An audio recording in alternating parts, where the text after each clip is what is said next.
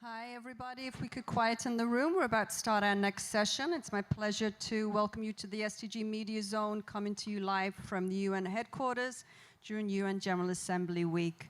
And it's my pleasure to hand over to Anne, who's with Channels TV Nigeria, who's going to lead our next session with a very special guest. Thank you. All right, thank you very much. And as she said, my name is Nwaghodoh. I work with Channels Television, the largest in Africa, from Lagos, Nigeria.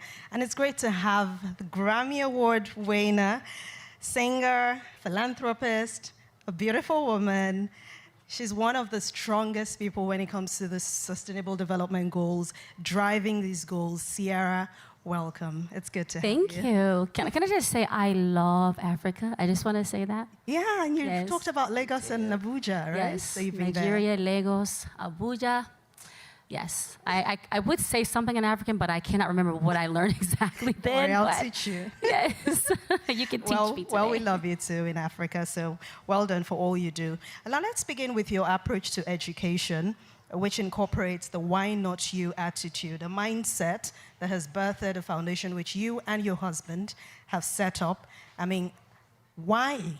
What even inspired this in the first place? Yes, so Russell started the Why Not You Foundation back in 2014.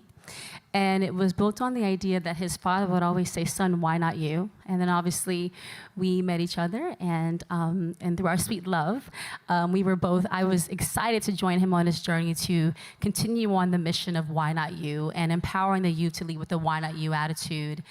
Because we really believe that if you have that in you, the sky is the limit. And I always say, where you come from in life doesn't determine how far you'll go. That's within you. Your possibilities are within you. So with the Why Not You attitude, you can do anything and be anything that you want to be. You've described education as a game changer that young people desire, and of course with millions of out-of-school children around the globe scattered, what can you identify or propose steps that are workable, strategies that can actually drive public and private sector-led strategies in helping this issue or getting more positive results when it comes to education for children? Well, I think that, equity is key. Equity and access is key, private or public. What's been amazing, and if I'm understanding your question correctly, is that, I think about my sister-in-law who went to a private school at one point in time in her life, and then also went to a public school, and both were great schools. And I think the access and equity that she was able to have was tremendous. She went to Stanford, and she rocked at Stanford. So you think about those types of opportunities and that balance system, like, it's really important, and I think it's important that we continue to elevate our educational practices and curriculums and continue to be connected to the changes that are happening in the world and adjusting with them. It's like, let's be out with the old philosophies, keep some of the old stuff that's good, but let's add some of the newness to how this generation and this world is changing. And let's implement these things to give kids all the opportunity that they deserve. Because as we've learned and we talked about, even in my first thing I talked about today with maternal health, access and equity are very important things. The combination of the two are very key. So talking about giving people opportunity, gender equality is another global issue. According to data, it will actually take 286 years to close the gender gap in terms of legal presentation, in terms of removing discriminatory laws and practices. How impactful has your academy been, or what do you think can be done to actually close the gender gap? I want to say thank you to, the United Nations for moments like this, because I think it's the broader platforms that we can have to talk about these things is where we start. Just even talking about the inequities are a big part of the journey, and then having people stand up and use their platforms to advocate for each other or for people that are, part of those gaps are important. So that's why I'm here today, because I understand the importance of my platform and how being able to use my voice can make a difference, being able to rally up our friends. I always say, especially as it relates to us women, and I said it earlier, the power of men supporting the journey of us is just as important as well, because clearly they stand in a certain position that's different than we do in a lot of cases. And I've always been one that I believe that your gender should never limit your possibilities or capabilities of what you can achieve. Like, I honestly have walked into rooms, and I think I've been so unaware of what I was up against because I was so committed to my vision and what I wanted to do. And thankfully, I've made a lot of it happen. Sometimes I had to bark louder than I have in other places, but I'm not afraid to bark. Right? And I think that, being able to encourage other women like myself to really know that you can do what you put your mind to, and you may have to fight harder, but you can get there. But it'd be so great that if we could really start to come together. Togetherness is everything. Platforms like this is everything, because I think this is where we start.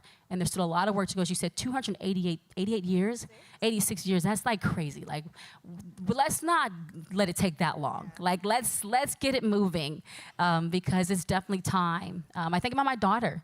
I don't want my daughter's daughter, or, the generations to come to have to wait that long for equitable True. change. So I also know you've talked about maternal health in the last interview, but judging by what you have seen in the course of your journey to make this world a better place, would you say that a significant progress has been made in maternal health? Well, I think what I'm learning is that there's been progress, but there's a lot more to go.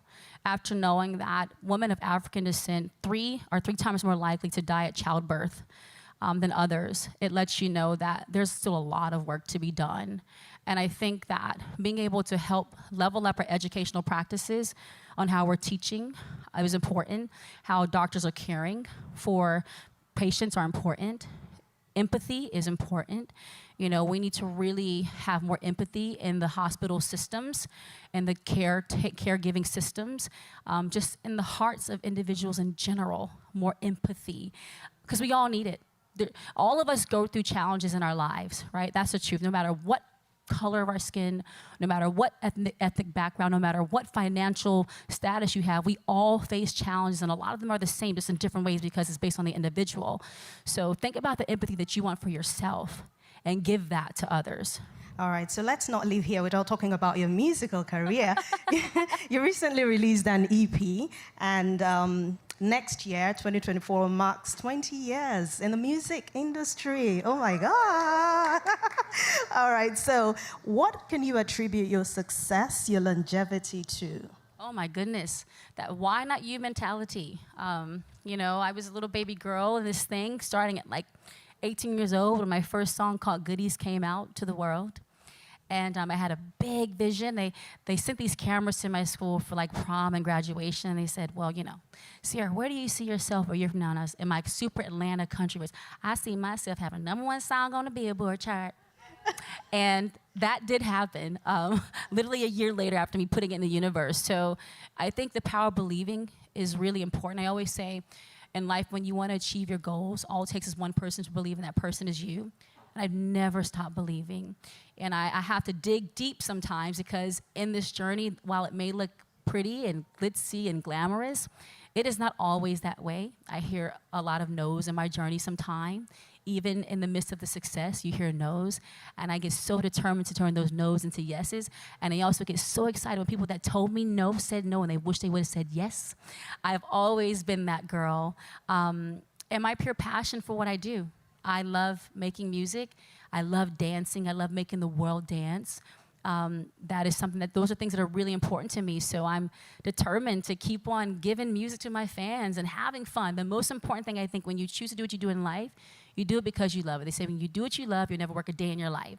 So my passion and my gifts that I have are blessings, but the true excitement and joy that I have every day doing what I love is what keeps me going and allows me to stay driven and focused and determined and all that good stuff. All right, so it's safe to say congratulations, double, for your anniversary in advance, and of course your beautiful baby bump. Yay! All right, thank you very much, Ciara, and I wish you all the best. Thank you.